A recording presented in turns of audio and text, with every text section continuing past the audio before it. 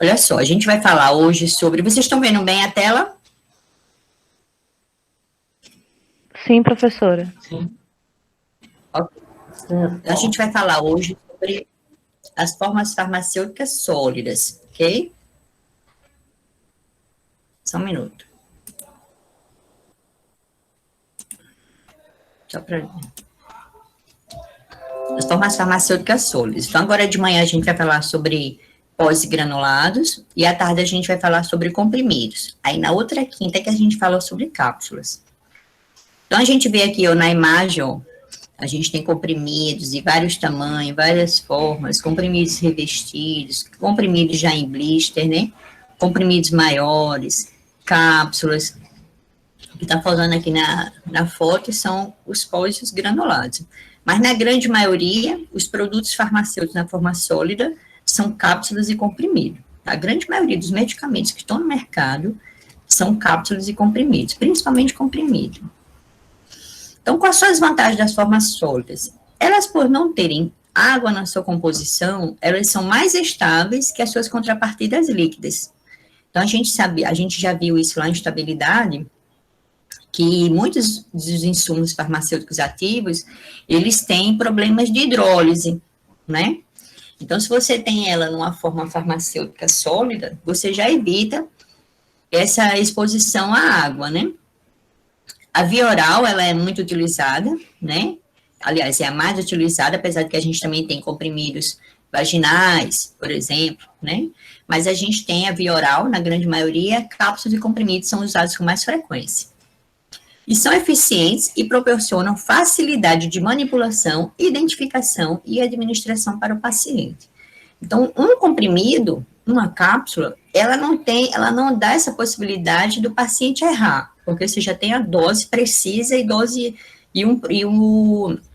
uma dose unitária, né? É diferente de você estar tomando um xarope, que você vai tomar uma colher de sopa, uma colher de sobremesa, uma colher de café. Aí, às vezes, você pode trocar as colheres, né? Até mesmo porque não existe uma padronização dessas colheres, né? Por exemplo, assim, como é que a gente vai ter a certeza que realmente aquela colher daquela marca, ela tem 15 ml, uma colher de sopa? Então, isso é complicado. Por isso que, às vezes, as formas líquidas, como elas são utilizadas para crianças e idosos, geralmente vem um dosador, né? Para a gente não estar utilizando colher. Então, aqui na foto, a gente está vendo, ó, nós vamos falar sobre pós, granulados, comprimidos, aí aqui a gente vê os comprimidos sucado, né? Comprimido, ó, que tem essa cor. Então, às vezes, seria interessante você fazer um revestimento. Porque uma coisa é você pegar um comprimido assim, sarapintado, ó, com essas manchinhas. Lembra que a gente falou sobre a estabilidade física, a visualização? Aquilo ali cria uma incredibilidade naquele produto. Então, às vezes, você precisaria fazer aqui um revestimento assim, branquinho, aí você já dava uma tapeada, né? A não ser que o paciente vá morder, aí vai ver que tem uma cor dentro. Mas, geralmente, comprimido assim, que vem sarapintado, causa um certo desconforto, assim, porque você acha que está tendo algum problema de estabilidade. Aqui a gente vê os granulados, ó, o que eu quero que vocês observem? Aqui o pó, você vê que ele tem umas partículas amorfas, não tem forma, né? E você vê que o pó, ele tem o quê? Muita força de coesão. Você vê que você tem uns grãos aqui, ó, que eles se agrupam. Então, quando a gente faz um granulado, é para dar essa ideia aqui, ó. Você ter partículas em forma e homogeneidade de tamanho. No decorrer da aula, a gente vai entender isso bem direitinho. Aqui, essa cápsula aqui, ó, você já vê que aqui tem um granuladozinho. E aqui, né, a cápsula da forma farmacêutica, sólida. Então, no geral, o processo, ele funciona assim, ó. No geral, o processo de obtenção de todas as formas farmacêuticas sólidas é assim. Atende a esse esquemazinho aqui. Então, você tem um insumo farmacêutico ativo. Você pode ter, esse teu insumo farmacêutico ativo, ele pode muito bem já conseguir sofrer uma compressão direta. Então, você já pode fazer do IFA aqui, fazer uma compressão direta e obter um comprimido. A grande maioria dos insumos farmacêuticos ativos e excipientes já vem na forma sólida, já vem em forma de pó, né? Então, você vai ter, ou você usa ele sozinho, ou com uma mistura de excipientes. Então, você vai fazer essa mistura de IFA e excipiente, você já pode ter uma compressão direta e transformar em comprimido, pode fazer essa mistura, fazer cápsula, dessa mistura ser o pó farmacêutico, dessa mistura você pode fazer uma granulação via seca ou via úmida, obtém um granulado, e do granulado você pode fazer uma cápsula ou um comprimido. Então, você vê que todo o processo inicia-se pela forma pó. Só que aqui a gente tem pó matéria-prima, né? Então, vamos lá detalhar isso. Então, os pós, ele tem duas utilizações. Uma podendo ser descrever a forma física do material, no caso aqui da matéria-prima e do excipiente, ou pode ser usado para descrever um tipo de preparação farmacêutica. Então, a gente vai falar sobre o pó preparação farmacêutica, o pó medicamentoso. Então, toda a produção de uma forma farmacêutica sólida inicia sob a forma de pó.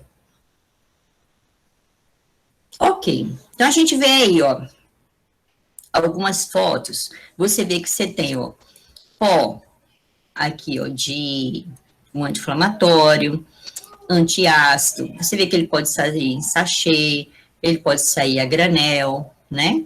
Só que os pós, geralmente, a gente utiliza como? Solubilizando em água.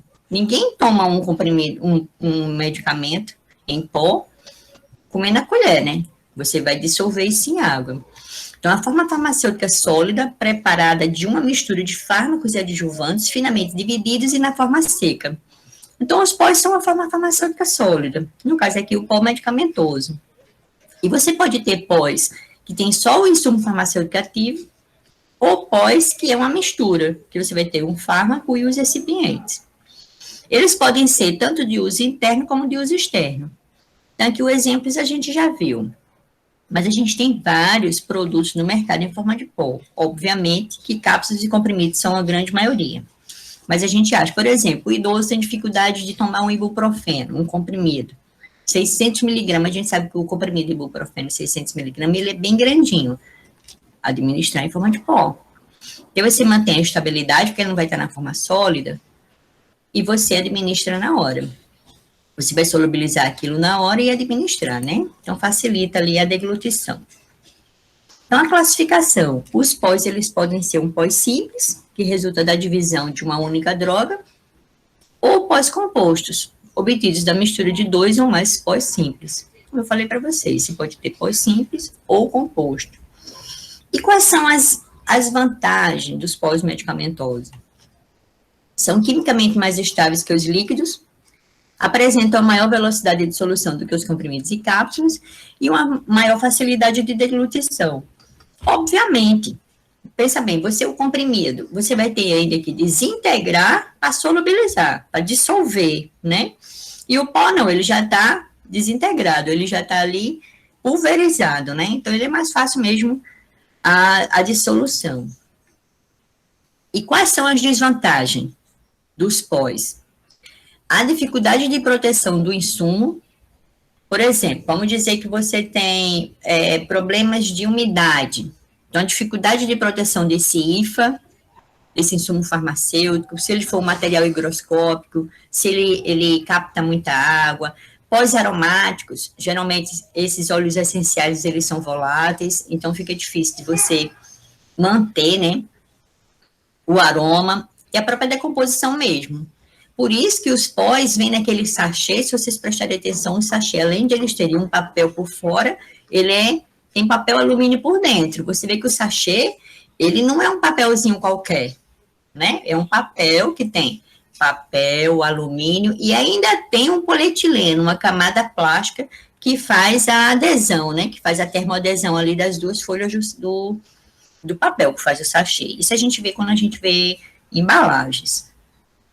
Os custos de fabricação de doses individuais e uniformes, realmente, que imagina você podendo fazer o pó o comprimido que você vai fazer num blister só, você colocar 12 comprimidos, numa dose individual de sachê, quanto você gasta de embalagem? Para você fazer cada dose numa embalagem. Então, encarece essa fabricação, até mesmo também, essas misturas seriam homogêneas, porque se você tem um insumo farmacêutico ativo e um recipiente, você garantir que essa mistura seja homogênea, até na hora de você envasar dentro do sachê, tá? A gente vai entender muito sobre essa questão mesmo, quando eu falo para vocês, assim, das máquinas de enchimento, do fluxo, a gente vai abordar isso mais para frente. Então, essas misturas homogêneas que vai garantir a biodisponibilidade, né? A facilidade de erro de dosagem é quando disponibilizados naqueles a granéis, nos frascos. Então, se o paciente vai tomar uma colher de sopa, uma colher de sobremesa, vai pegar uma colher de pó, a compreensão errônea desse paciente na hora dessa administração. Dificuldade de mascarar sabores desagradáveis, às vezes você tem um insumo farmacêutico ativo, que é amargo, então como é que você vai fazer para mascarar isso? Então fica complicado. E a dificuldade na administração de de insumos que são inativados no estômago. Então, às vezes você tem ali um fármaco que ele não aguenta ali o pH estomacal. Então, como é que você vai fazer para proteger esse fármaco? Então, tem essas desvantagens. Então, vamos lá. A gente agora vai entrar um pouquinho, quando eu falo para vocês assim, gente, o tamanho das partículas, a velocidade de sedimentação, o fluxo dessas partículas, né? Então, o conhecimento do tamanho da partícula e a sua distribuição, ela é um dos pré-requisitos. Inclusive, a gente viu lá quando viu o desenvolvimento de produtos. A gente vai ter que ver as características físicas e químicas do seu pó. Antes de você desenvolver, a gente não faz o estudo de pré-formulação.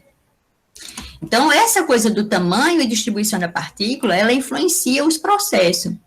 O processo de enchimento de sachê, o processo de enchimento da máquina encapsuladora, o enchimento da máquina compressora. Então, ela influencia os processos, porque esses processos você tem alguns parâmetros que você ajusta no equipamento. Então, o tamanho e a distribuição dessas partículas, ela influencia alguns processos na produção. Então, é importante a gente estudar sobre a fluidez dos pós. Como é que esse pó se movimenta? Qual é o peso desse pó?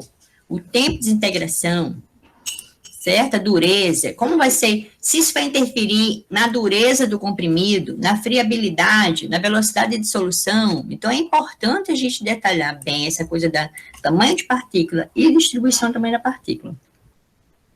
Que às vezes a gente até nem pensaria que isso influenciaria tanto a biodisponibilidade, né? Mas é importante a gente saber o tamanho e a distribuição desse tamanho. Então, a gente vê, ó, que você tem uma influência aqui na velocidade de dissolução. Então, partículas pequenas aumenta a área superficial, portanto, aumenta a biodisponibilidade. A suspensibilidade, partículas não dissolvidas, tem que ter a preocupação da uniformidade. Quando eu falo aqui em suspensibilidade, é quando a gente fala nas formas farmacêuticas suspensão, certo? Forma líquida suspensão. Então, esse pó, imagina, você vai fazer uma suspensão, vamos imaginar que o seu ativo seja igual ao talco. Você, na hora que coloca ele na água, ele flutua. Como é que você vai garantir que aquilo vai estar distribuído uniformemente na sua suspensão, se aquele teu pó nem molha, tá? Então, inclusive, naquele esqueminha lá inicial, poderia ter colocado, né, que os pós também podem obter, a gente pode obter também pomadas tendo pó, suspensões oftálmicas, suspensões orais, né? Então, essa distribuição uniforme, então o tamanho do pó. Só que na foto você vê, ó, eu coloquei aqui um pó, você vê que o pó, ele tem alguns grumos. Isso é a importância da gente fazer a tamização. Então, todo o processo de produção de formas sólidas começa pela tamização. É igual quando a gente vai fazer tapioca. A gente não peneira, a gente não coloca a tapioca assim cheia de grumo na panela, né? Então, é para você, na hora que a gente faz essa tamização, é para você garantir que todas vão estar no mesmo tamanho, para você evitar esses grumos, ok? Então, a distribuição uniforme, a penetrabilidade. Isso aqui é quando a gente faz fórmulas farmacêuticas inalantes de pó, que às vezes você tem essas bombinhas, o ativo, ele é um pó, mas tá ali, tem ali um gás propelente, que vai fazer com você na hora de administrar. Então, essa penetrabilidade, o tamanho dessa partícula tem que ser pequenininha, bem pequenininha, quando é assim, inalante, pela via inalatória, né? Não aspereza nas pomadas e cremes. Você também não pode ter uma pomada no qual você perceba a aspereza, que ali está cheio de partículas sólidas, senão você vai ter um esfoliante, né? Vamos dizer, você vai passar uma pomada para uma queimadura. Então, você tem que ter a certeza, aquela seu IFA, ele é insolúvel na base aquosa, que você está fazendo a pomada. Que no caso aqui é uma pomada hidrofílica. Aí você não pode sentir a aspereza dessas partículas, você já tem ali a pele danificada, aí vai passar uma pomada esfoliante, não vai. Então, tem que ter essa preocupação do tamanho da partícula. Vamos lá. Então, olha só. Eu falei para vocês aqui sobre a importância da gente saber o tamanho de partícula. Então, eu vou falar um pouquinho, esse conteúdo que eu vou dar agora, de caracterização de pós, é uma aula prática, nossa, mas vocês vão entender bem direitinho. Então, a gente faz essa caracterização do pó, uma das maneiras da gente fazer essa granulometria, que nada mais é que o quê? Você vai avaliar como esse seu pó, o tamanho desse pó e a distribuição. Então, ela é determinada com o auxílio de um jogo de tamizes, ó. Você tem aqui um jogo de tamiz, o último tamiz, ele é um fundo, ele não tem a malha. Mas aí você tem as malhas, né? É porque aqui na foto não dá para a gente ver, mas cada tamiz tem um número de malha, ele vai ter uma gradezinha, né? Uma peneirinha. Então, esse tipo de dispositivo, ele se movimenta na hora que a gente coloca. Esse aí não, porque esse aí é um bem pequenininho, que eu utilizo lá no laboratório, mas tem uns que ele vem no próprio equipamento e o equipamento ele vibra. Isso que ele vibra, ele faz a tamização. Então, ele faz movimentos horizontais, mimetizando mesmo uma peneiração, uma tamização. Então, você tem ali uma vibração mecânica, né, uniforme, aí você coloca lá na farmacopeia brasileira, tem como você fazer essa análise, que chama granulometria. Inclusive, gente, o site da farmacopeia, eu até tentei entrar ontem, você não consegue entrar, porque a farmacopeia está dentro do site da Anvisa. Aí vocês caem dentro de um sistema, como eu falei para vocês, que eles estão fazendo uma migração. O governo federal, eu acho que está fazendo uma padronização das páginas. Aí está migrando da Anvisa para dentro do governo. Aí o que acontece? Quando você clica em farmacopeia, aí você fica lá para dentro da página do governo, você não acessa a farmacopeia. Aí eu fui até olhar se na sexta edição ainda continuava da mesma maneira, se houve alguma modificação da quinta para a sexta, mas eu não consegui, porque a quinta edição eu tenho ela impressa. Eu não consegui ver a sexta, mas acredito que não modificou nada, não. Então, você tem essa tamização, então o que vai acontecer? Você vai colocar ela da malha maior para a malha menor.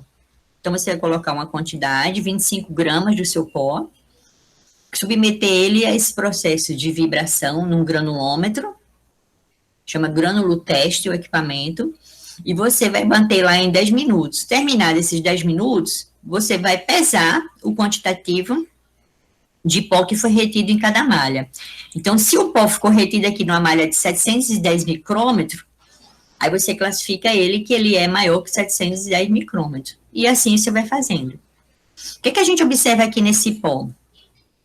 E nesse pó aqui, inclusive, gente, foi um bioglitter que a gente fez, que a Andréia e a Brenda aí, participaram, mas isso aí já foi outra aula. A gente fez um bioglitter, aí eu classifiquei aqui o bioglitter, que era só para o quê? Porque você classifica isso e vê na farmacopeia, porque ele vai classificar para você pós grossos, pós muito grossos, pós finos, pós muito finos. Então, ele classifica o seu pó. Então, tem como você classificar. E pode ser na hora que você faça uma granulação, você precisa, eu preciso partir de um pó deste tamanho. Então, você vai Na hora de você fazer a rasura do seu material, você já identificar que tamanho você quer, tá? Então, o ideal é que todos estivessem aqui, né? Os 100% do pó estivesse nessa malha, ou nessa, mas não tivesse essa distribuição. Então, você vê que deve ter aqui uns 60% nesse tamanho e distribuído aqui. Então, é importante que esses tamanhos fossem o mais homogêneo possível. Ok? Então, o grau de divisão ou a granulometria de pós é expresso pela referência à abertura nominal da malha do tamiz utilizado. Os tamizes empregados são de aço inoxidável, latão, não sendo permitido o revestimento dos fios. Então, eles são classificados aqui, ó, em pós grossos, de 1,7 milímetro, moderadamente grossos, semifino, fino e finíssimo, de 125 micrômetros. Então, aqui você vê que ele vai, ó, de 1,7 a 125 micrômetros. Aí é classificado como pó, ok? Então, você tem como fazer essa classificação. E na farmacopeia brasileira, instrui lá você bem direitinho como você fazer esse procedimento. Então, o ideal é o quê? Que a gente tivesse, aqui eu fiz aqui um gráfico estatístico, o ideal é que, na sua grande maioria, eu possa encontrar-se numa faixa de tamanho. Então, aqui, atendendo aqui ao sino, né, muito utilizado na estatística também para ver média e essa distribuição desse tamanho de partícula, o ideal é que elas se mantivessem muito próximas. A gente não quer homogeneidade, a gente não quer o pó ou o granulado, que você pode fazer também essa análise no seu granulado. A gente quer que ele esteja uniforme no tamanho, né? Então, existem diferenças substanciais no tamanho da partícula, na morfologia, porque até mesmo você pode ter um pó que ele não seja amorfo, mas que ele seja cristal, que a gente viu, que você pode ter o amorfo ou o cristal. E o cristal a gente ainda tem a preocupação de quê? Do polimorfismo, você ter vários tipos de cristal. Então, pode haver características, diferenças, que a gente até já viu isso lá em desenvolvimento, até vai influenciar na biodisponibilidade, né? Então, a gente tem que ter essa preocupação da análise do tamanho de partícula. Agora aqui, vamos pensar um pouquinho. Quando eu falo para vocês sobre o fluxo de material, como é que esses pós se movimentam? Então, agora a gente vai entender bem. Então, pensa bem. As propriedades de fluxo do material, ela vai influenciar os processos industriais. Então, na hora de você obter uma fórmula farmacêutica, é interessante que você analise, obviamente, gente, que esses testes que eu estou falando para vocês aqui, de caracterização, de verificação, características de fluxo, isso é lá no desenvolvimento. Vocês não vão fazer isso na rotina, tá? Mas eu acho importante vocês terem um entendimento, que a partir de agora eu vou dizer assim, gente, o movimento dos pós nas máquinas, esse pó vai fluir, esse pó vai aderir, esse pó, ele vai encher adequadamente as câmaras de compressão. Então, eu estou falando aqui para vocês terem esse entendimento, mas esses testes aqui, que a gente está detalhando agora, ele é utilizado no desenvolvimento, tá? Então, bora ver. O que a gente vai ter, ó, nesses processos industriais, a gente tem as misturas. Se você fizer uma mistura de pós que tem tamanhos diferentes, o que é que pode acontecer? Ora, nós estamos falando agora de equipamentos industriais. Esses equipamentos, quando estão em funcionamento, eles vão vibrar, trepidar. Então, se você tiver um pó que tem tamanhos de partículas diferentes, uma mistura de pós com partículas de tamanhos diferentes, você vai estratificar esse pó. Então, é importante a gente entender o tamanho da partícula, a distribuição e como essa mistura se comporta na sua fluidez, tá? Então, vamos pensar aqui. Então, existem vários métodos para determinar essas características de fluidez de pó. Entre eles, a velocidade de escoamento. Geralmente, o quê? Você vendo aqui nessa figurinha, ó. Isso aqui, você teria um funil normatizado, tá? Esse teste aqui, ele não tem na farmacopeia. Isso já é um teste bem físico. Isso vocês vão encontrar naquele livro do Lachman, que é um Teoria e Prática da Indústria Farmacêutica. Aí você vai colocar aqui, vamos dizer, 100 gramas do seu pó no funil. Vamos imaginar que aqui você tem um funil. Na hora que você colocar esse pó aqui e abrir o funil embaixo, esse pó vai escoar. Então, a velocidade que esse pó sai do funil, se for maior do que 10 segundos, ele já tem problema de fluidez. Então, ele tem que fluir muito rapidamente. E quando ele cai, ele vai formar um cone. Não é isso? Então, tanto a gente vai ver velocidade de escoamento, o ângulo de repouso, a razão de Hausner e o índice de compressibilidade, que é também chamado de índice de Carr. Eu vou detalhar cada um desses. Entretanto, um método só ele não é eficaz, então é importante você fazer a granulometria, que a gente viu anteriormente, que é aquele jogo de tamiz, de tamanho maior e sucessivamente para o menor. Velocidade de escoamento, que a gente faz junto com esse teste aqui de ângulo de repouso. Então, você tem como fazer aqui, ó, a determinação do ângulo de repouso é uma técnica relativamente simples para estimar a capacidade de fluxo de um pó. Ele pode ser determinado experimentalmente, permitindo-se que o pó flua por um funil e caia livremente sobre a superfície plana. A altura e o diâmetro do cone resultante são medidos. E o ângulo de repouso pode ser calculado com a seguinte equação. Então, aqui a tangente de alfa é igual à altura pelo raio. Você não vai medir aqui o diâmetro, então você tem como calcular o raio. Então, tem como você calcular aqui esse ângulo. Aqui, ó, no laboratório, você põe um funil a uma altura de 20 centímetros, um papel milimetrado, coloca aqui os 100 gramas do pó e deixa ele fluir. Nisso que ele fluir, você vai medir aqui o diâmetro e a altura. Aí tem como você calcular lá, o tangente, pela aquela fórmula lá, tangente de alfa, altura pelo raio. Então, os pós com ângulos de repouso pequeno fluem livremente. Então, quanto mais esse pó se espalhar, mais é característica que o pó flui. O pó ele consegue rolar entre ele, as partículas conseguem se movimentar entre elas, e ele se espalha, certo? E os que têm ângulos de repouso grande têm fluxo difícil. Então, vários fatores, inclusive forma e tamanho, determinam as propriedades de fluxo dos pós. As partículas esféricas fluem melhor que as cristais, em formato de agulha. As partículas muito finas não fluem livremente como as grossas. E realmente, né? O que a gente pensa assim, por exemplo, vamos dizer, vocês vão pegar um açúcar granulado, colocar num funil desse para ele escoar no funil. Vocês acham o açúcar cristal vai rolar mais facilmente do que o açúcar fino? Com certeza. Ele tem uma forma mais homogênea, ele tem uma forma, então ele vai rolar. Agora, se você tiver um cristal em formato agulha, aí pode ser que ele não role. Então, é importante você fazer o ângulo de repouso, para você verificar. Porque a gente vê que é uma técnica simples, mas a gente vai ver, quando a gente começar a mostrar aqui os maquinários, que tem os alimentadores que alimentam as máquinas, aí você tem que ver se aquele pó vai fluir, ou ele vai ficar grudado no alimentador. Que também os alimentadores também na indústria também são chamados de tremonhas. Mas vamos lá, vamos para frente, que vocês vão entender bem direitinho. Outra característica que a gente pode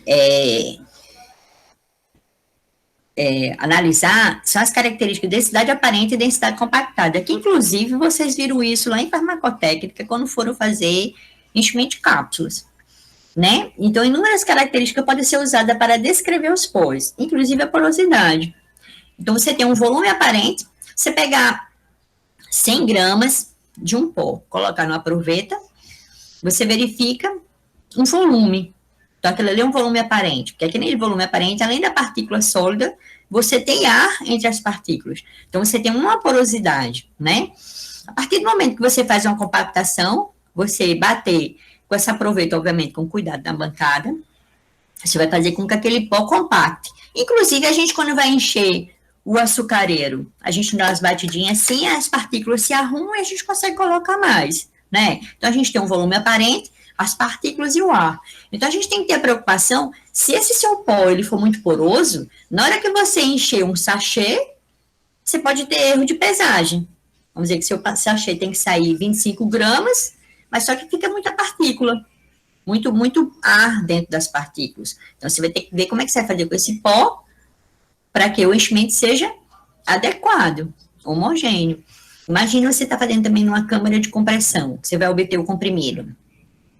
Um pó que tem muito ar dentro, ele não vai aguentar uma compactação, né? Então, você pode ter, que a gente chama de ranhuras no comprimido, até capping, quando solta a capa do comprimido, significa que ficou ar dentro do compacto. Então, a gente tem que ter a preocupação aqui de analisar a volume aparente, volume compactado, densidade aparente, densidade compactada. Então, a influência da densidade desses pós e grãos dá-se na compressibilidade dos materiais. Então, esse índice de K, que a gente vai ver aqui detalhadamente, ele te dá mais ou menos uma ideia do que você deve fazer com o seu pó para melhorar ele, para ele aguentar uma compressão.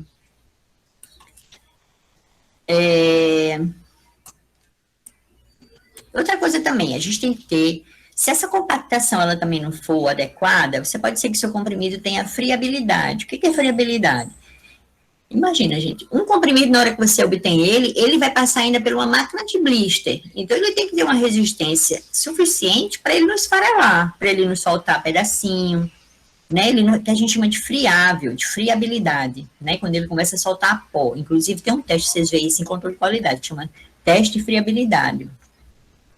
Então, é necessário a gente saber esse volume aparente, densidade aparente, compactada, para a gente facilitar e baixar essa porosidade, para ela aguentar uma compressão. Então, vamos ver detalhadamente. Aqui.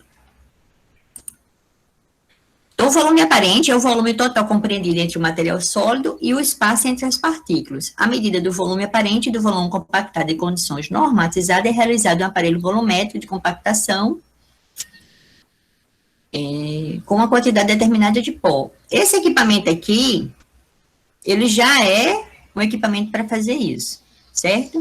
Então, na realidade, isso aqui, você vai ver também na farmacopeia, eu não sei se na brasileira tem na sexta edição, eu não consegui visualizar, mas na farmacopeia americana tem como você fazer esse teste, ele ensina bem direitinho.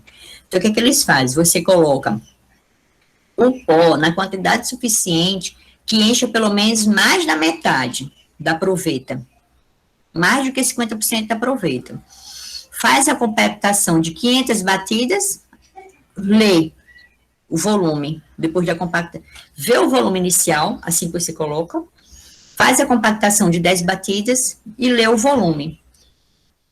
Liga novamente com o equipamento, 750 batidas. Aí você vê se o volume compactado de 750 batidas com o de 500 for maior do que 2%, repete, continua a bater mais, a 1.000, 1.250, até esse volume ficar constante. Aí nisso você tem como calcular, né? A densidade aparente, que densidade não é massa pelo volume, você não fez a análise de 100 gramas, então você tem como calcular a densidade aparente e a densidade compactada.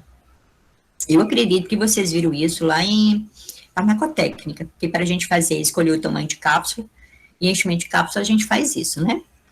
Então, Carr desenvolveu uma formulação, uma fórmula que identifica aqui, ó, o índice de Carr e o índice de Hausner. Então, esse índice de Carr, também chamado índice de compressibilidade, ele fez exatamente isso. Porque aqui, por essa medida, eles identificam aqui nessa tabelinha se o seu pó tem uma boa compressibilidade e aqui a descrição do fluxo. Então, se você nessa formulação aqui tiver uma compressibilidade, o índice de K de 5 a 15, você tem um fluxo excelente. De 12 a 16, bom. E aqui de 23 em diante, ó, você já vê que ele é fraco, você vai precisar melhorar esse seu pó. Ele não vai fluir nas máquinas, ok? É chamado de índice de compressibilidade. E Hausner também utiliza aqui, a diferença aqui também chamado de fator de Hausner, ele é a densidade compactada pela densidade aparente. Então, ele diz que valores menor que 1,25 indica boa fluidez, enquanto maior que 1,25 indica fluidez fraca. Entre 1,25 e 1,5 pode ser adicionado deslizantes. Então, você vê que são técnicas relativamente simples.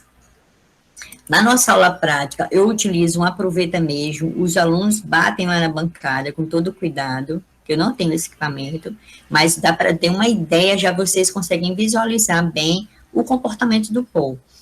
Se nessa compactação você tem uma diminuição do volume de mais de 20 ml, já se caracteriza ali que aquele seu pó, ele vai ser de difícil escoamento, certo? Então, isso aí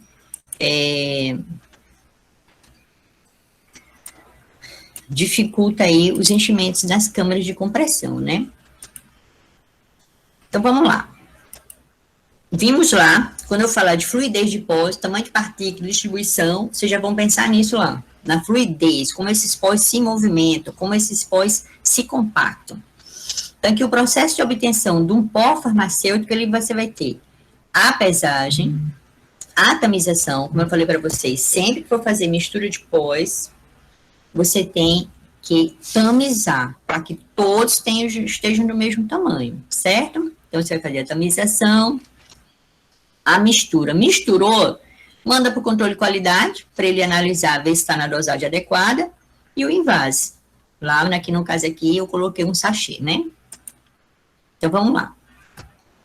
Vamos dizer que seu pó, ele seja partículas muito grandes, você tem um pó grosso, ou então muito grosso, você vai fazer uma tamização. A tamização, também ela pode ser feita, eu até coloquei aqui, ó, malhas maiores, para vocês terem a ideia. Quando a gente faz a tamização, a gente tem partículas grandes, e você vai fazer, no equipamento, fazer com que quebre. Então, dependendo do tamanho que você queira, espera aí que tem alguém querendo entrar. E agora?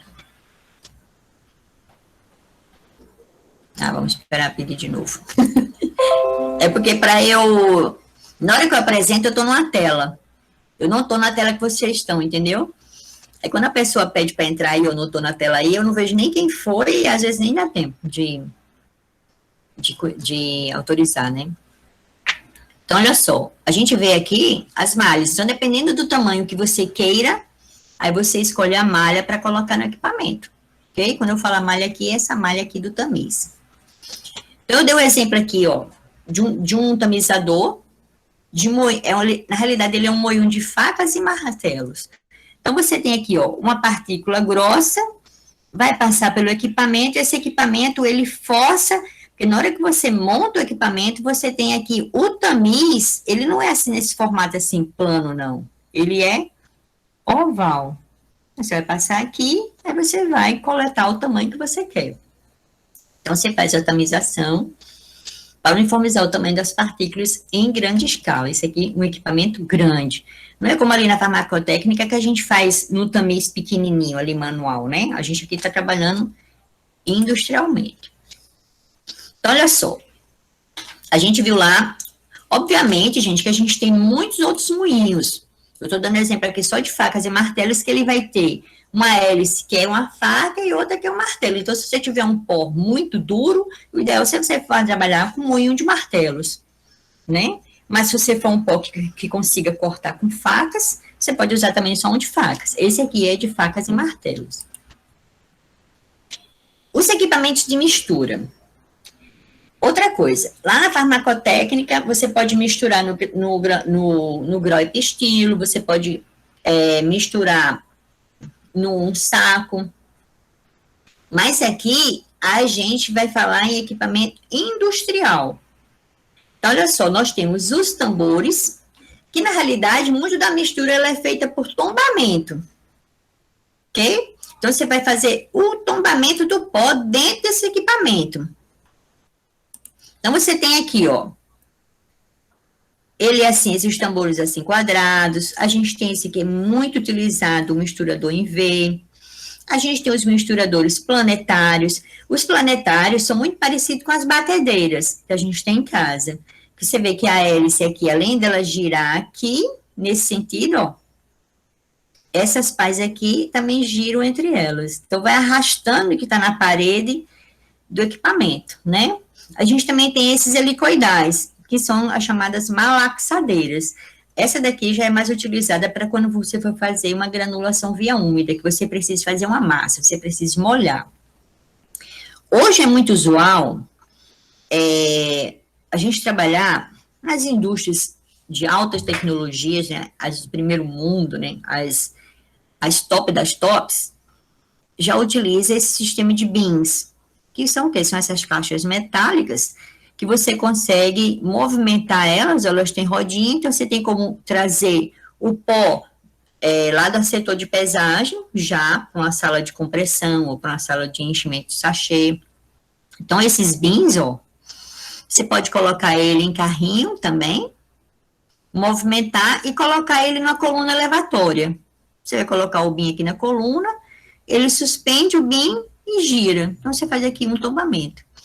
E o misturador em V, esse equipamento aí, ó. Você vê que o pó, ele vai unir e separar em dois, unir e separar em dois. Então, esse aqui é muito utilizado, esse misturador em V. Muito. Ainda é muito utilizado na indústria, o misturador em V. Mas, a gente tem esses misturadores de bins.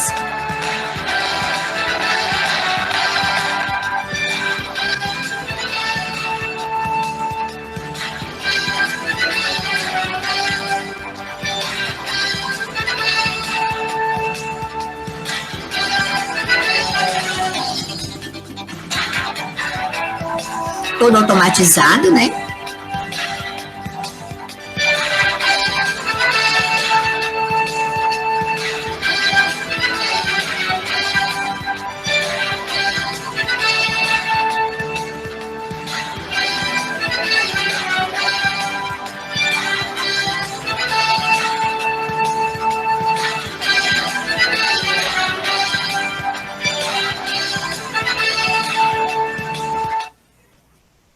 Pronto, o que é que a gente vê, gente? Esse sistema de bins, ele é interessante por quê? Lembra que a gente viu lá em BPF, que isso também vocês não podem deixar de lembrar, a questão da contaminação cruzada. Então, se você trabalha com um sistema de bins, você tem um sistema fechado de produção. Então, você pesou o material, adicionou ao bin, fechou ali, ele está num ambiente fechado. Fez a mistura. Esse equipamento, você desce ele, pelo carrinho você traz lá para a máquina de envase. Então, você pode acoplar o bin, ó, ele tem uma abertura aqui embaixo, diretamente na máquina. Então, você tem um sistema fechado de produção, evitando contaminação cruzada. Você não vai ter geração de pó, você não vai gerar pó na hora de você fazer os processos, né? Então, esse aqui é o top das tops, dos processos mesmo. Então, a gente tem esses misturadores. Eu coloquei essa envasadora aí, ó, só para vocês verem uma envasadora de pó em frasco, né? Obviamente, gente, esses maquinários, eles são todos ajustados, são todos automatizados, então tem como você regular a quantidade de pó que vai encher. Você vê que essa máquina aqui, além de envasar, ela coloca a tampa e ela rosqueia, né? Então, ela é uma envasadora, tampadora, rosqueadora, ok? Então, vamos lá. Então, a gente viu ali um enchimento de a granel, que no caso, assim, em frascos, né? Então, a gente tem esses pós, eles podem ser dispensados a granel ou subdivididos, né? Então, a gente tem aqui, ó, antiácidos, a gente tem alguns laxantes, obviamente que isso aqui, como eu falei para vocês, são formas que você vai misturar com uma água, uma quantidade de água indicada, né? E a gente também tem os pós para uso externo. Aqui, como por exemplo, o pó granado, que é muito utilizado aí para tratar chulé. E a gente também tem esses subdivididos, que são os sachês, né? Então, ele pode sair a granel, a sachê, e geralmente, esses que são para uso externo, eles vêm com um polvilhador. Então, embora a utilização de pós na terapia seja limitada, o emprego deles na preparação de fórmulas farmacêuticas é ampla. São usados para a fabricação de comprimidos, cápsulas, pomadas, pastas e supositórios. Então, a gente vê que a gente tem o pó medicamentoso, mas o pó ele é muito utilizado para obter outras formas farmacêuticas. Então, vamos lá. Vamos começar agora a falar. Então, a gente falou sobre pó. Vamos falar agora sobre granulado. O que é perceptível aqui? Que a gente já vê, ó, que o granulado, apesar dele não ser tão grande, mas você vê que ele já tem uma forma definida, um tamanho homogêneo, né? Então, a ideia de você fazer um granulado é você fazer com que o seu pó, ele tenha uma forma, um tamanho, que ele seja homogêneo, para facilitar o fluxo nas máquinas para você poder fazer enchimento de cápsulas, enchimento nas câmaras de compressão, enchimento de sachê, enchimento de frasco, ok? Então, os granulados são aglomerados preparados de pequenas partículas de pós contendo um ou mais princípios ativos associados a adjuvantes, sob a forma de pequenos grãos ou grânulos de aspecto homogêneo. Então, a gente também tem a forma farmacêutica granulado no mercado. Então, tem alguns exemplos, como laxantes, antibióticos e antiácidos. Então, esses granulados, a gente pode preparar ele tanto a seco, como por via úmida. E a gente vai detalhar cada um deles. Então, quais são as vantagens dos granulados? Melhor conservação da homogeneidade de distribuição dos componentes. Pensa bem, você vai fazer uma mistura de pós, o seu ativo tem que estar bem homogêneo na mistura dos pós. Na hora que você faz um granulado, você já tem essa homogeneidade garantida, porque você já espalhou na totalidade da mistura, que a gente chama de bulk. Quando a gente falar assim, a mistura completa, o volume final a gente chama de bulk, certo? Só que não é bulk, B-U-U-K, não é B-U-L-K, tá? Então, melhora a propriedade de fluxos, os granulados, no caso, né? A maior compressibilidade e resistência mecânica superior. Então, como a gente tem uma forma homogênea, aquilo ali vai encher mais facilmente e mais homogêneo as câmaras de compressão. Então, se você já tem um granulado, você já diminuiu também as partículas de ar entre as partículas de pó. Então, você já vai ter mais resistência desse seu pó, na forma de granulado, certo? Maior estabilidade física e química. Outra coisa também, gente, ó, quando a gente fala pó, o pó, ele tem, quando a gente fala assim, tem muita área superficial. Como o pó, ele tem as partículas menores, a área superficial do pó, ela é maior do que a de um granulado, certo? Então, por ter uma área superfície maior, realmente ela pode ter uma maior solubilidade, mas ela atrapalha nos processos de obtenção, ok? Outra coisa, a gente tem essa preocupação aqui com a escala industrial, porque a gente não vai ter controle desse movimento de pó nas máquinas. É diferente de você estar fazendo um encapsulamento na farmacotécnica, que você está ali fazendo por rasagem, né? Você está ali fazendo a rasagem e enchendo as cápsulas. Inclusive, tem até um forçadorzinho que você força o pó entrar. Aqui não, aqui a gente não vai ter condições, você está trabalhando com 100 kg de pó. É que você vai mexer nesse pó? Só as máquinas. Então, a gente tem essa preocupação aqui na escala industrial por conta disso, que a gente não vai poder mexer, as máquinas que fazem isso, né? Então, a gente tem essa preocupação desse fluxo nas máquinas. Sim, como eu estava falando, é como o granulado, ele tem uma área de superfície menor, ele fica mais estável do que as formas em pó. São preferíveis para preparar soluções efervescentes de fármacos, são mais facilmente umedecidos pelos líquidos, sendo preferível para produtos secos que devem ser reconstituídos. Então, alguns dos produtos também que saem para reconstituição saem em forma de granulado. Então, os objetivos de você fazer uma granulação, você dá homogeneidade na sua mistura, estabilidade por conta da menor área superficial, melhorar a reologia. Os granulados fluem melhor quando comparado aos pós, maior uniformidade do enchimento das máquinas, compressibilidade, você vai fazer com que aquele seu pó, transformado no granulado, ele consiga ser comprimido, compactado, ok? E aí vai te ajudar na biodisponibilidade, né? Que já que você tem uma homogeneidade, estabilidade, compressibilidade, você vai ter uma biodisponibilidade garantida.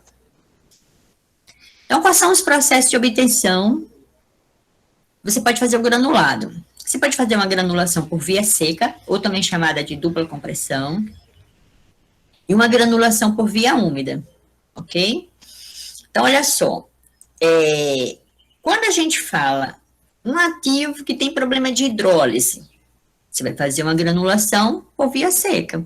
Então, os ativos que não aguentam presença de água, você não vai aguentar que você umidificar a massa, você vai fazer granulação seca. Outra coisa também, ativos que têm problemas de temperatura, de exposição a altas temperaturas. Porque na hora que você faz uma granulação por via úmida, você vai colocar essa sua massa a uma temperatura de, no máximo, 60 graus. Mas você vai ter que fazer uma secagem. Então, você vai expor seu ativo a uma temperatura. Então, os ativos que você não puder fazer por via úmida, você faz por via seca. Mas, na grande maioria, os produtos hoje ainda são feitos granulação por via úmida. Então, vamos detalhar um pouquinho o que seria essa granulação por via seca. Pesou, tamizou, certo? Mistura, lembre-se sempre, antes de fazer uma mistura, é ideal que todos sejam tamizados para desmanchar os grumos, ok? Passa numa compactação, que são 2 rolos compressores, a gente vai ver uma imagem. Vai fragmentar, então, olha só. Misturou, você vai forçar essa massa a passar por 2 rolos compressores, compactadores, que vai fazer uma primeira compactação. Então, esse pó ele já vai sair umas lâminas, que até eles chamam também de slugs ou slugs, que são umas lâminas mesmo. Isso quando for na aula de tarde, eu fiz um vídeo desse compactador, mas nessa aula agora de manhã não tem não, mas de tarde tem. Vocês vão ver porque na aula de comprimido, a gente vai voltar muito no que é isso aqui, granulação. Aí, na aula de tarde, vocês verem um compactador. Aí, feito essas lâminas, você vai passar por um fragmentador, que no caso, um granulador. Então, ele vai quebrar essas lâminas e formar uns fragmentos. Feito esses fragmentos, você vai passar por um tamiz para dar a calibração. Você vai dar o tamanho do grânulo que você quer. Lembra-se sempre, a gente quer a uniformidade de tamanho. Então, você sempre vai ter que fazer uma calibração. Quando eu falo calibrar, você vai transformar todos aqueles fragmentos em um único tamanho, ok? Emprega lubrificante, porque também, se você não colocar um lubrificante aqui, esse lubrificante, ele é um pó geralmente utilizado estearato magnésio, para você dar uma lubrificação nas partículas para que ela escoa bem nas máquinas. Porque vamos dizer que essa sua mistura que ela seja muito coesa, ou então tenha muita adesão, ela pode ser que ela comece a aderir às paredes do equipamento. Então, você utiliza um lubrificante. No final, manda para o controle de qualidade, verificar se aquela análise, se aquela dosagem está certa, em base, certo? Então, a gente vê que o método de granulação a seco, ele pode ser realizado de 2 maneiras. Esse primeiro método aqui, que é feito por compactação, mas se você também não tiver um compactador, o que é que você pode fazer? Fazer uma compressora.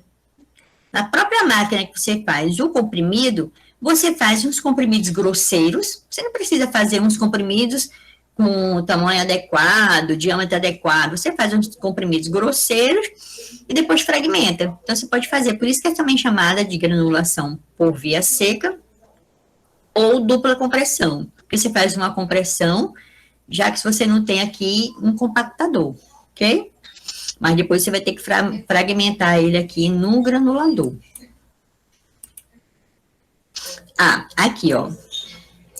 Aqui a gente tem, ó, o compactador. Aqui o compactador, tá vendo?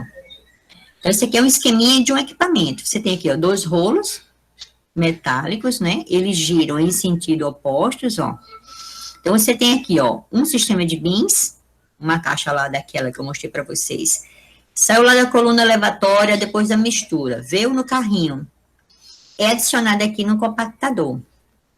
Você vê que você tem um alimentador com um parafuso sem fim. Então, na hora que esse pó cai aqui, o parafuso faz com que a massa ande para frente. E esse daqui coloca a massa para passar aqui no rolo compactador. Então, na hora que essa massa tem aqui uma compactação inicial, formando umas lâminas compactas, ela já cai aqui no granulador. Então, o granulador vai forçar a massa a passar aqui nesse tamiz, ó. Tá vendo aqui o tamiz? Então, o tamiz, ele não é naquele formato plano, ele é em um. Então, ele se encaixa aqui no equipamento. Dependendo do tamanho que você queira o seu granulado, você tem um jogo de tamizes, que aí você troca, certo? E outra coisa, gente, todos esses maquinários, não todos, mas a grande maioria, você tem ferramentais, você tem peças que você troca, dependendo do que você queira. tá? Então, geralmente, o granulador, ele tem um jogo de tamiz.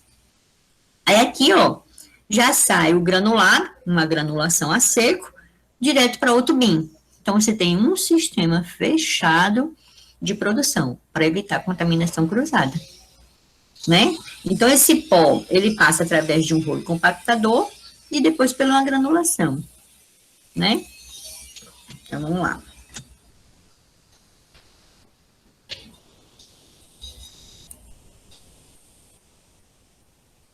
Só um instantinho, que eu esqueci de falar da desvantagem, não foi?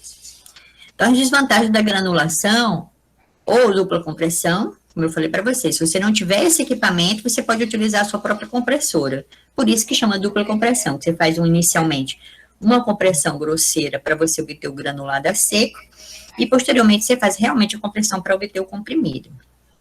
Então, qual é o problema dessas formulações a seco? É o desgaste das máquinas, porque dependendo dessa lâmina aqui, pode ser que ela saia muito densa, muito compacta, e isso danifica o equipamento, porque você vai quebrar ali, né? Vai ter uma quebra. E a liberação de pós para o ambiente. Mas aqui no caso, desse exemplo aqui que eu mostrei para vocês, não tem por conta que é um sistema fechado de bins, né? Aí aqui é a granulação via úmida. Então, a gente viu a granulação seca, você faz no compactador ou você faz numa compressora, que no caso seria uma dupla compressão. Aí aqui na granulação por via úmida, a gente tem, ó, pesagem, tamização, mistura, malaxagem. O que seria malaxagem? Você vai pegar essa sua mistura de pós e molhar. Você vai molhar essa massa. É igual fazer pão. Essas malaxadeiras são muito utilizadas, inclusive, em padarias. Que aí você vai fazer a massa, né? Você vai fazer essa mistura de pós e fazer uma massa. Feita essa massa úmida, você vai passar num granulador. A gente vai ver um filminho com todo esse processo, vocês vão entender bem direitinho.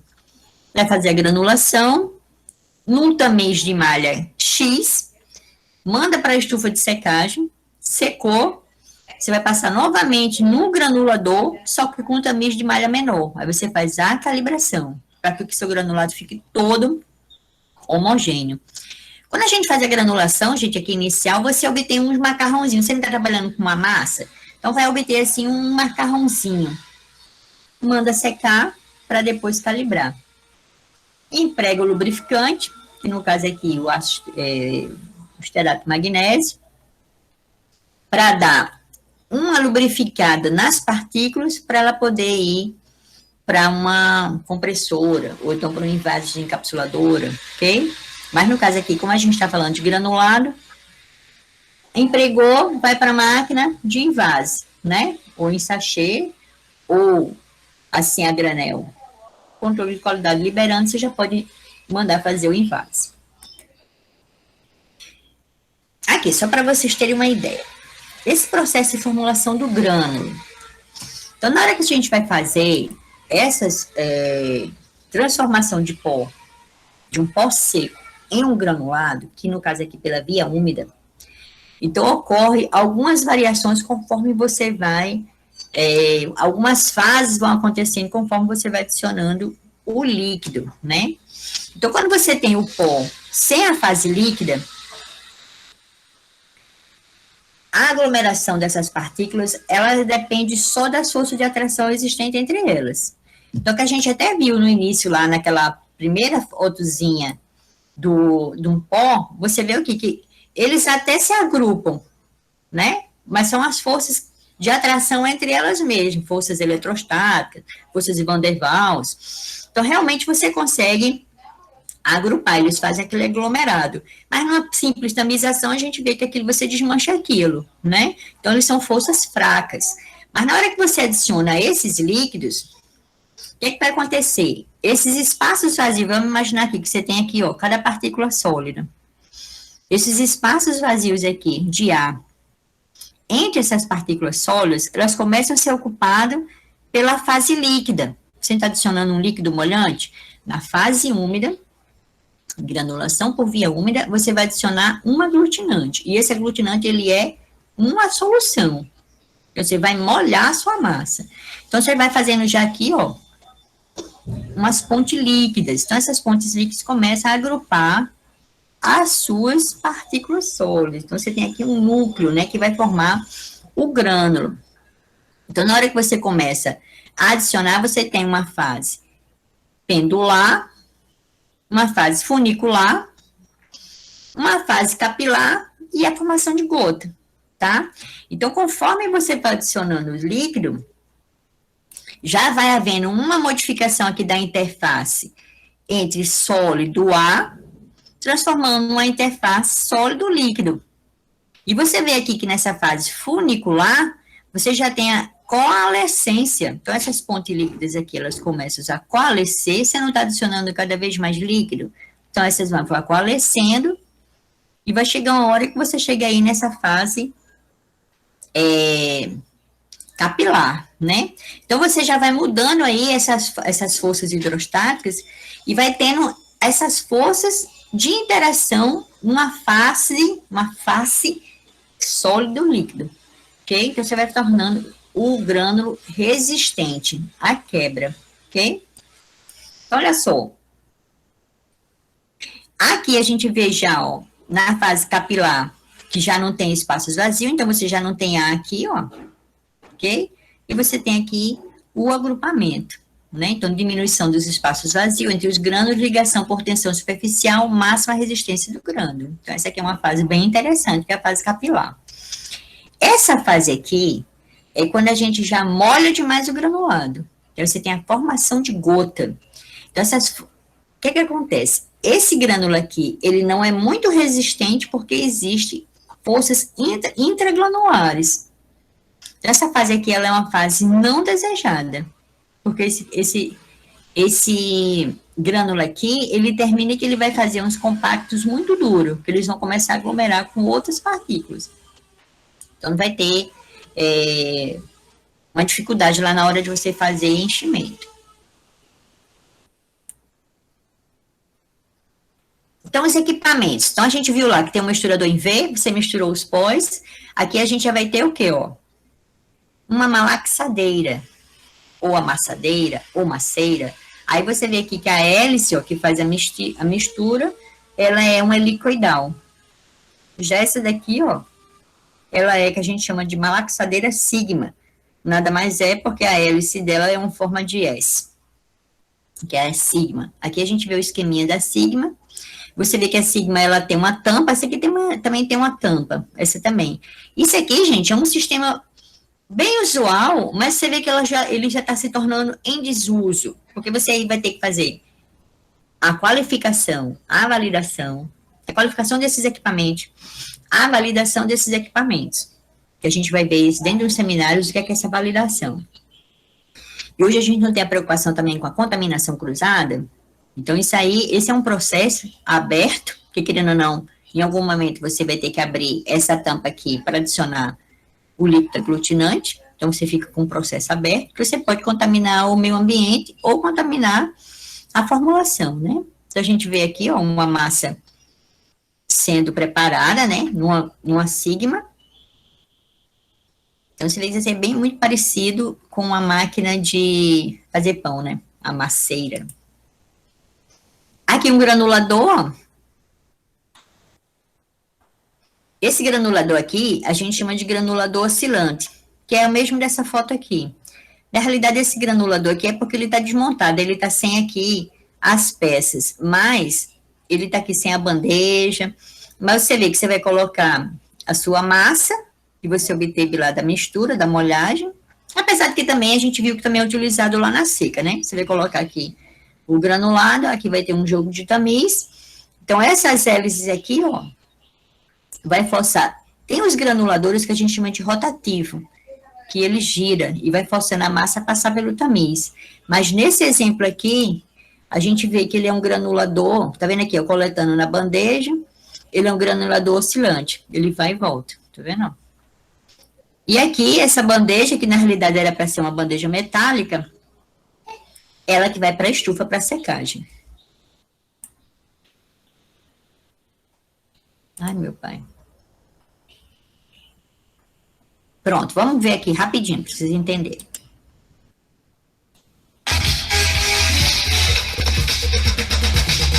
Isso aí eles estão preparando um granulado de carbonato de cálcio. Aí eles dão a formulação, ó, leva até corante, ó, corante limpo amarelo. É bem legal esse vídeo, eu achei bem interessante porque ele tem a etapa bem certinha, ó. A pesagem. Obviamente, gente, isso aí é uma escala menor, né? A gente tá numa escalinha menor.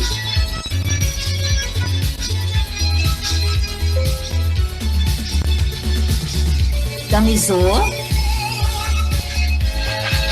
Adicionando, ó, misturador inteiro. Essa marca aí lá, isso é até uma marca nacional, uma marca brasileira. Vai fazer a mistura, né? Obviamente, gente, que durante o processo, na hora do desenvolvimento, você que vai determinar. A sua formulação precisa dar 10 minutos para ter essa mistura homogênea do IFA no conjunto de recipientes. Isso aí você determina lá no desenvolvimento. Inclusive, o ideal seria que no desenvolvimento você tivesse esses equipamentos em tamanho pequeno, em escala de bancada, né? Colocou na amassadeira, tá vendo, ó? Que é uma Sigma. Vocês estão vendo aí, ó, que precisa abrir. Então, isso aí, a Anvisa já não olha com bons olhos, porque você tá abrindo. E você vê que essa amassadeira, ela tem um problema. Realmente, você precisa estar tirando o pó que fica aderindo ao equipamento. Você vê que não é um processo fechado, né? E hoje em dia a gente não tem a preocupação das boas práticas de fabricação para não ter contaminação cruzada.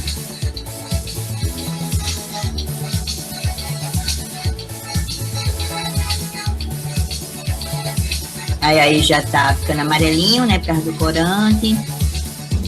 Você vê que a massa já vai ficando úmida, né? Então isso é uma granulação via úmida.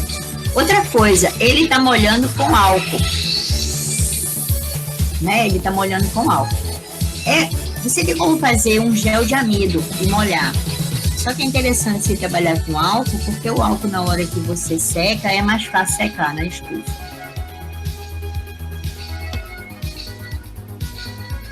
Aí, ó, essa máquina ela tem um tombamento, você consegue virar ela para retirar a massa. Aí eles estão coletando aí numa bandeja. Aí agora foi pro granulador.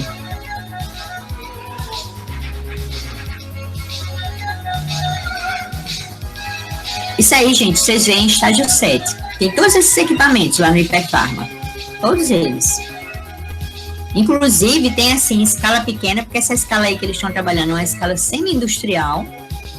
Lá no Hiperfarma, tanto vocês vão ver uma escala semi-industrial, onde vocês têm a aula mesmo é nessa área, e uma escala industrial. Vocês têm granulador lá de grande capacidade. Tem um misturador em V lá que comporta 190 quilos. É enorme esse misturador.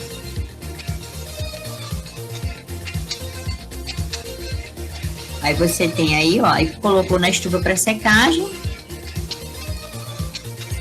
O ideal é você colocar um papel manteiga entre o produto e a bandeja. Para até evitar, imagina, você tem ali um ativo que tem problema de oxidação. Aí você vai colocar ele direto numa superfície metálica, que é um catalisador de reações de oxidação. E aí, ó, já o invase.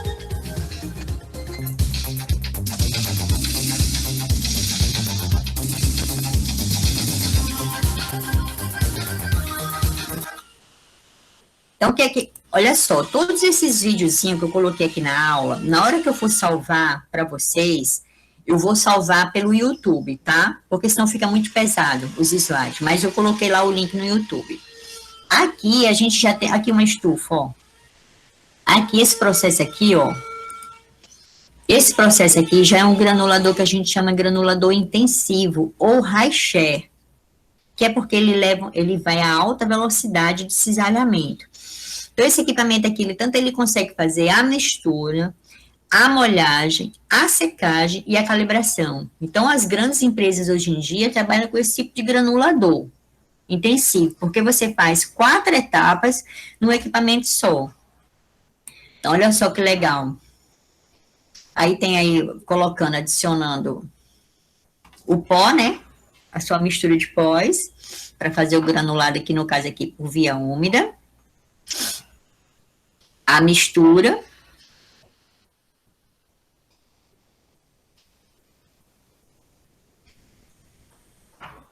Aí você vê aqui, ó. Você tem aletas. O que são aletas, gente? São essas ferramentas aqui que facilitam a mistura. E a gente vê aqui também, ó, um conjunto de facas. Então, você vê que molhou os pós, ao mesmo tempo que ele está aqui girando para não formar grumo, a gente tem um conjunto de facas que vai cortando. Secou, já vai descer aqui para o granulador. Então, você já sai, ó, com o granulado calibrado. Então, ele faz a mistura, a molhagem, a secagem e a calibração no mesmo equipamento. Então, hoje em dia, as empresas utilizam até mesmo porque a gente viu aí que é um sistema fechado, você não tem problema de contaminação cruzada, né? É diferente desse processo que a gente acabou de ver ali no vídeo, que é um sistema todo aberto, né? Mas tem muitas empresas ainda que trabalham com sistema aberto. Outro sistema também, outro equipamento que você pode utilizar também são os leitos fluidizados, que é esse equipamento aqui, ó, que você pode fazer também a granulação. Então, você vê aqui, ó, nessa marca Glatt, a Glatt, ela é uma marca renomada na área de revestimento. Então, você tem aqui, ó, houve o enchimento do pó, nessa câmera aqui, ó, chama leito fluidizado porque você tem aqui uma insuflação de ar que faz com que o pó fique em suspensão, fique fluidificado aqui em cima. Tem um bico aspersor, ó, que vai injetando aqui a solução aglutinante. Você vê aqui, ó, as partículas formando aqui a fase de molhagem, as pontes líquidas, né, para formar o grânulo, o núcleo do grânulo. Molhou.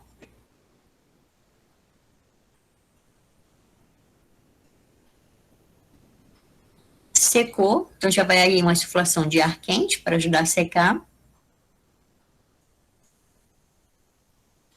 Acabou aqui, já está pronto para descarregar. Então, esse aqui chama leite fluidizado. Os leitos fluidizados, eles são utilizados também para fazer revestimento de comprimido. Mas, no caso aqui, para granulador, ele tem essa aspersão por cima, que é esse que a gente viu, que aí ele vai ter o bico aspersor aqui por cima. Então, você vai ter um tacho perfurado, no qual vai fluidificar as partículas, e essas partículas aqui em suspensão, ele passa aqui por um campo de aplicação, ele sobe aqui pelo meio e volta, né? Aí ele vai sofrendo aqui a granulação, também chamado de leito fluidizado. E obrigada.